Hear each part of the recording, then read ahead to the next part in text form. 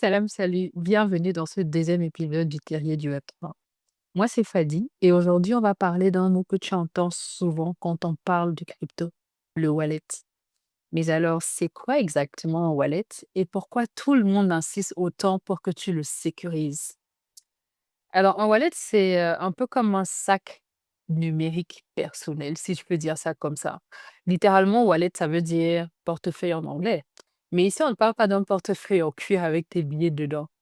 Donc, dans le Web3, ton wallet, c'est l'espace personnel en fait que tu as pour stocker tes cryptos, tes NFT et interagir avec les applications décentralisées qu'on appelle les dApps. Le wallet peut aussi te servir de passeport parce que ça permet de t'identifier sur les plateformes.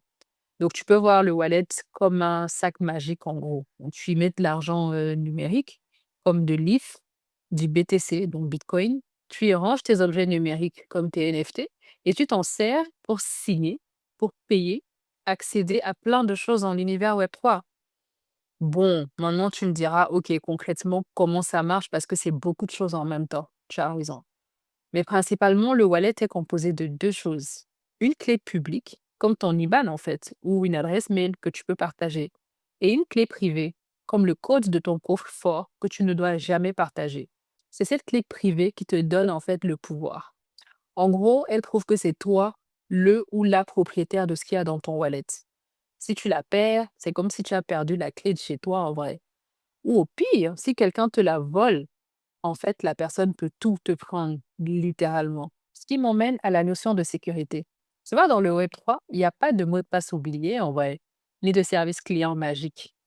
Comme je l'ai dit dans l'épisode précédent, tu es littéralement ton propre banquier, ta propre assurance. Du coup, sécuriser ton wallet, c'est vraiment un non négociable. Alors, je vais te donner quelques bonnes pratiques de mon expérience et de ce qui se fait dans le milieu. Déjà, tu notes ta phrase secrète ou alors ta seed phrase à la main, surtout pas sur ton téléphone. Tu ne cliques jamais sur un lien chelou parce que les arnaques sont de plus en plus subtiles. Tu utilises un wallet différent pour explorer et un autre pour stocker. Ce qu'il faut savoir, c'est qu'il existe deux types de portefeuilles crypto, un chaud et un froid. Donc, tu vas souvent voir hot wallet ou cold wallet.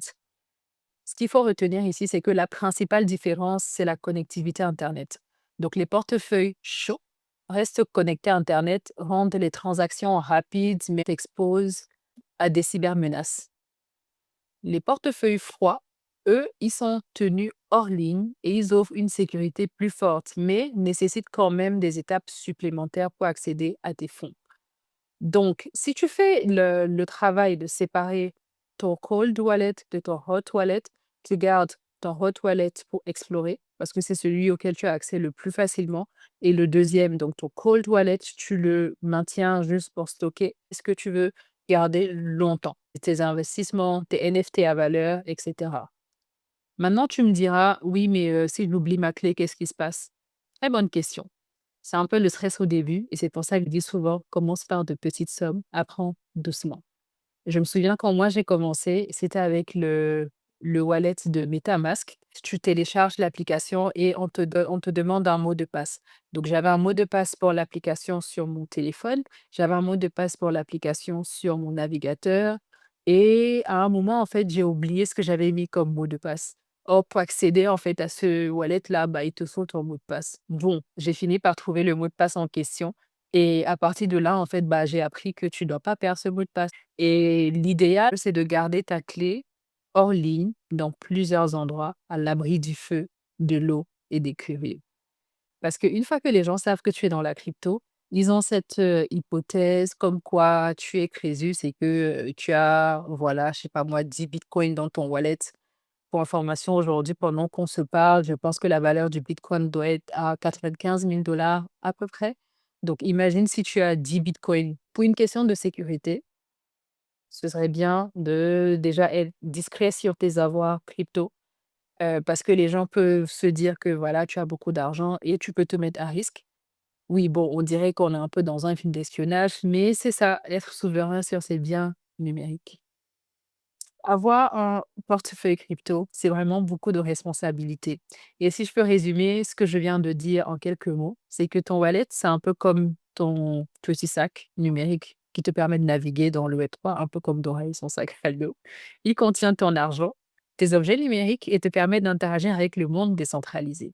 La clé privée, c'est ton pouvoir. Tu la gardes vraiment comme un trésor.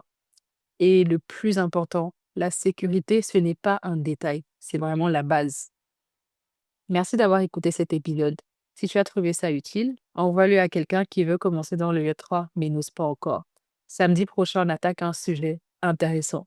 Les NFT sont-ils morts? Spoiler alerte, pas du tout. Nous, on va en parler calmement. Merci d'être là, merci d'écouter et surtout, bienvenue dans le terrier.